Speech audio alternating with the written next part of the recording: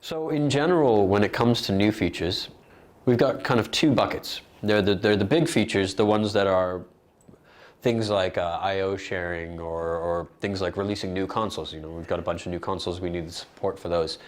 Those are kind of the big ones. Obviously, you know, those are revenue driven. You know, it's about we can sell more consoles, things like that. And then there's all the little ones. We call them nuggets. And we call them nuggets ultimately because the guys who are coding on this stuff, all of them are users. Every single one of them, well, almost every single one of them uses the consoles and actually goes and does shows. And they will give us feedback too. And they say, oh, I wish it did this. I wish when I press this, it did this. And they'll just send it all in emails. And so will the other users we have. They'll send emails. And we just put it all into the backlog of things that we can do. And then when we decide, okay, we're going to have this release, it's going to be mostly monitor engineer type features.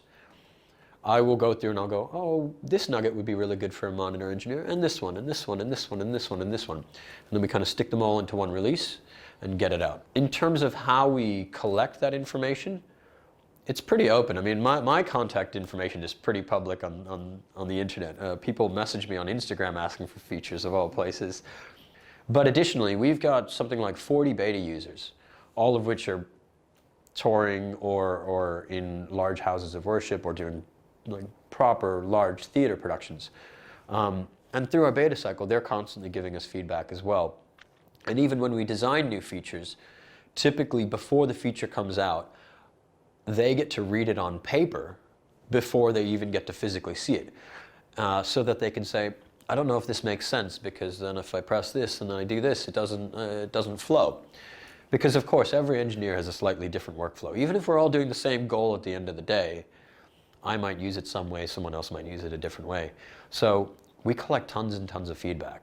And then after every single release, well, even before that, we give the betas the documentation on how this is built, and then we send them out builds, one after another, after another, after another.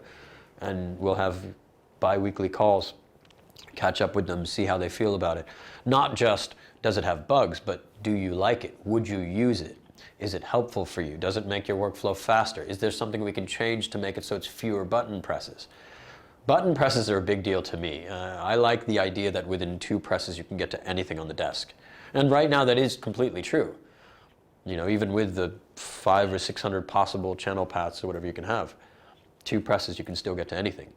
We just constantly gather the feedback from the betas. And then of course there's, you know, Facebook forums like the one Sully created, the SXL experts, the Avid live sound group. Every single one of those posts gets read by most of our team.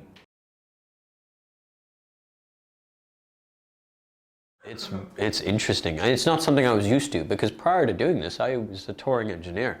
You know, I didn't have a development background. When the console first came out, I knew everybody that was on it. I knew every engineer that was using it. So when they come through town, I was like, oh yeah, of course they're here with this console. I remember the first show I went to where I just happened to go to a show and they happened to have an SXL and I had no idea who it was. And that was inspiring. I was like, wow, people really like this, and it's not just my friends and I know them all. It's actually just some random user.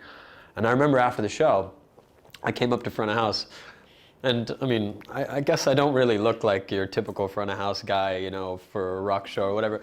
So I walked up to front of house and I go, hey, and the guy goes, security, can you make him leave?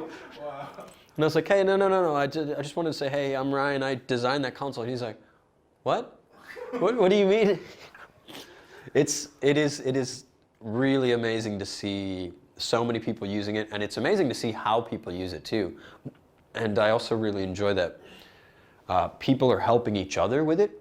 So, you know, you see on the internet, and people will pose a question. There'll be 100 answers immediately. 70 of them are wrong. But 30 of them are really great answers. Like, everyone is trying to help everyone out. It's got a nice family feel to it. But yeah, it's really, really cool to see the features that we've written. It's written on paper. See them in the real world and see people using them, and using them as we expected them to, too, which is also quite interesting. I'm happy. I'm happy where I am.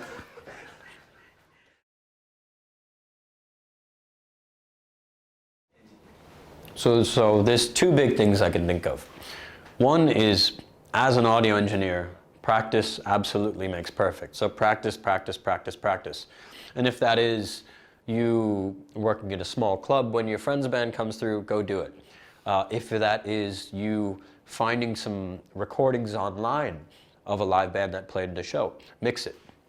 The more mixing you do, the faster you get at it. Eventually, the moment you hear a sound, you go, this is what I want it to sound like, and I know exactly what to do to get there. Because that's all this is. We're taking sounds that are coming from the stage, and we're turning them into the sounds that are in our head. And everything in between is the mixing process. And the faster you can make that, the better off you are. And that comes from practice. So practice a ton. And the second one is be good to people. 2 hours of my day is the show. 22 hours of my day is hanging out with the 30 other people on my crew. And if they don't like hanging out with me, it doesn't matter how good the show is. I'll be fired from the gig, you know? So, if people like being around you, you get the gigs. So be good to everybody.